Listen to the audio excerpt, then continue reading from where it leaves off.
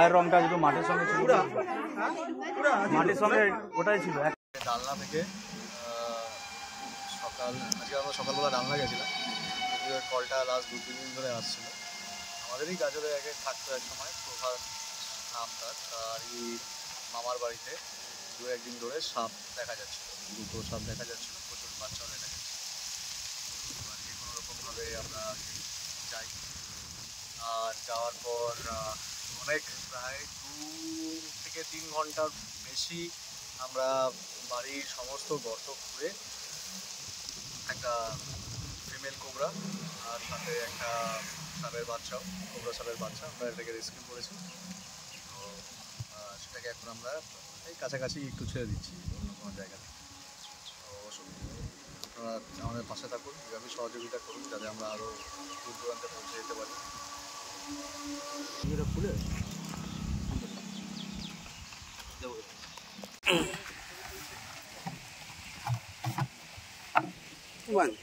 যাবে না।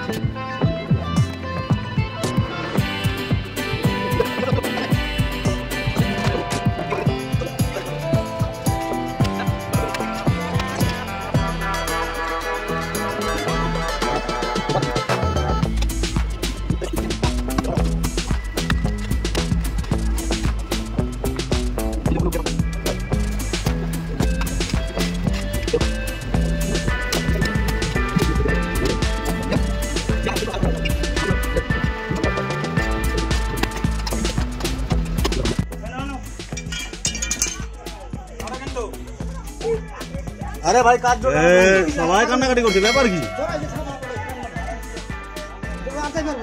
জল তবে স্ক্রিনশট করে এই যে জল দাদা, আরে ওরম জল না দেখ, দাঁড়াও দাঁড়াও, ভিডিও কর ভিডিও করতে না, জল দাও জল দাও, এই তোটাই কর, ফটো খুল খুল খুল খুল।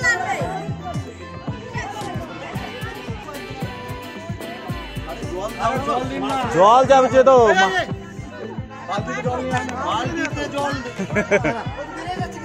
আরে দাদা চুপ করুন না রে,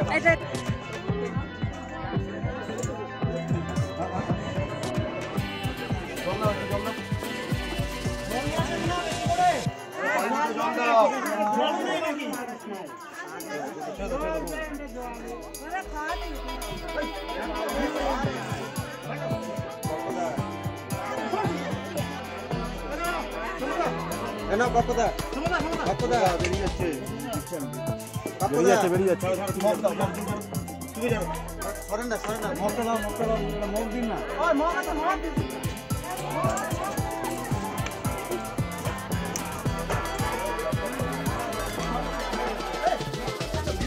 ওই যাবে না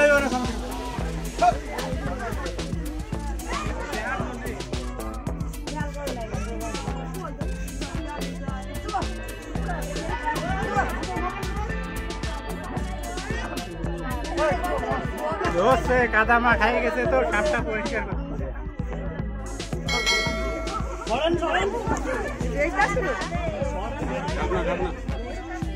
ঢাকনাটা কই?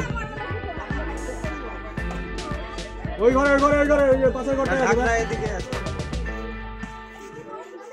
এই ঢাকনাটা চলো এটা খুলতে হবে, চলো